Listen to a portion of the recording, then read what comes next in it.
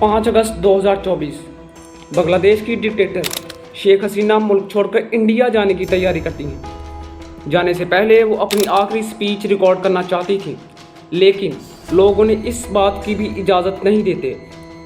इस पॉइंट पर आते आते शेख हसीना स्टूडेंट्स की बात मान चुकी थी और उन्होंने कोटा सिस्टम को बिल्कुल ही ख़त्म कर दिया था।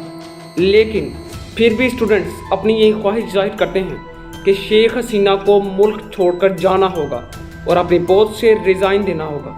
आखिर ऐसा क्यों हो रहा है?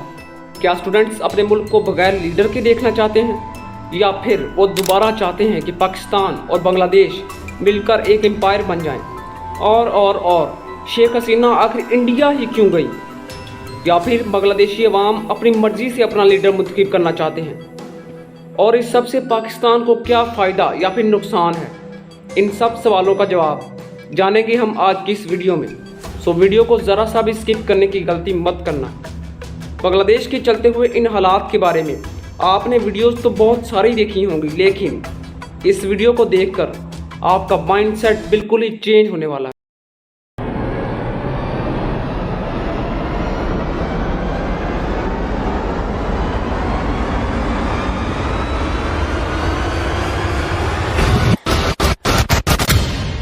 शेख हसीना के मुल्क छोड़कर जाते ही प्रोटेस्टर्स ने उनके महल पर कब्ज़ा कर लिया और उसमें मौजूद हर चीज़ को तबाह बर्बाद कर दिया।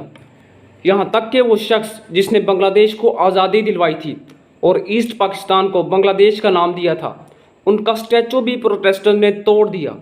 शेख मुजीबुर रहमान, जी हाँ, जो कि शेख हसीना के वालिद भी थे।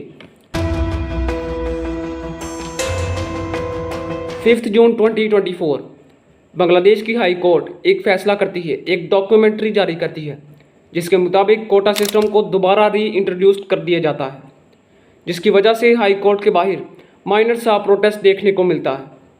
यहाँ पर आपको बताता चलूँ कोटा सिस्टम के बारे में। कोटा सिस्टम के मुताबिक वो लोग जो मुल्क की आज़ादी के लिए लड़े हैं, उनको सिविल सर्विस में एक स्पेशल कोटा दिया जाएगा, जिसमें 30% जॉब्स फ्रीडम फाइट के लिए, यानी कि वो लोग जो मुल्क की आज़ादी के लिए लड़े थे, और 10% औरतों के लिए और 40% उन लोगों के लिए जो बैकवर्ड डिस्ट्रिक्ट से थे। ये कोटा सिस्टम अब उन लोगों के लिए तब तक तो बिल्कुल ठीक था जब तक वो ज़िंदा थे, लेकिन उनके जाने के बाद भी ये कोटा सिस्टम ख़त्म नहीं किया गया, बल्कि इसको बढ़ाकर उनके बच्चों के लिए भी कर दिया गया। आवाम के दिलों में इस बात को लेकर गुस्सा उस वक्त हद से बढ़ गया जब ये सिस्टम फ्रीडम फाइटर्स के ग्रैंड चाइल्ड को भी देने का ऐलान किया गया। यानी कि टू द पॉइंट बात यह है मेरे दोस्तों, कि मिलिट्री में काम करने वाले लोगों के लिए भी और उनके बच्चों के लिए भी फैसिलिटीज़ ही फैसिलिटीज़ हैं, और वो लोग जो मेहनत करते हैं, मेरिट पर आते हैं, उनके लिए कुछ भी नहीं।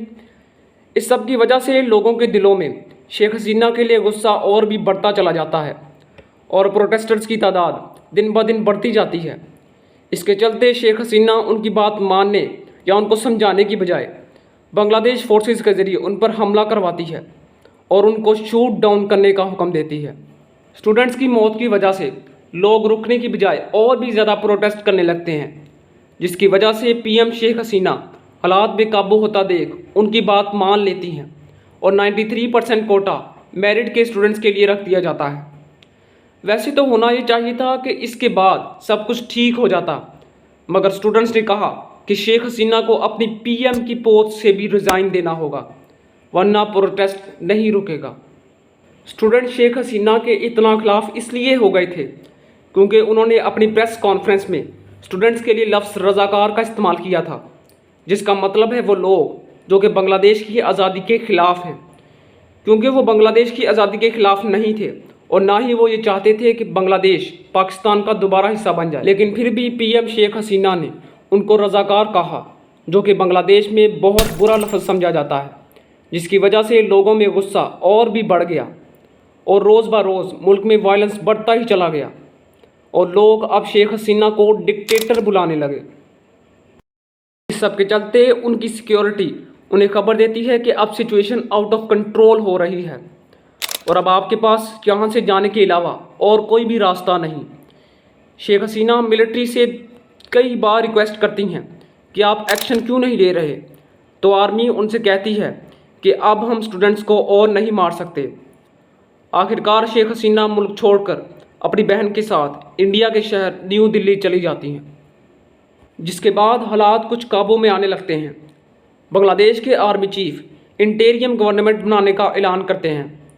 अवाम तो इस सब से यकीनन खुश हो गई, लेकिन शेख हसीना के बेटे ये स्टेटमेंट जारी करते हैं कि Bangladesh will be the next Pakistan. अब इस बात में कितनी सच्चाई है ये तो हमें फ्यूचर में ही पता लगेगा। अगर आप चाहते हैं कि इस बारे में भी मैं वीडियो बनाऊं और आपको अपडेट्स देता रहूं, तो प्लीज़ मेरे चैनल को सब्सक्राइब करना मत भूलें और इस वीडियो को ज़्यादा से ज़्यादा लाइक करें। मिलते हैं आपसे नेक्स्ट वीडियो में, तब तक के लिए अल्लाह हाफिज़।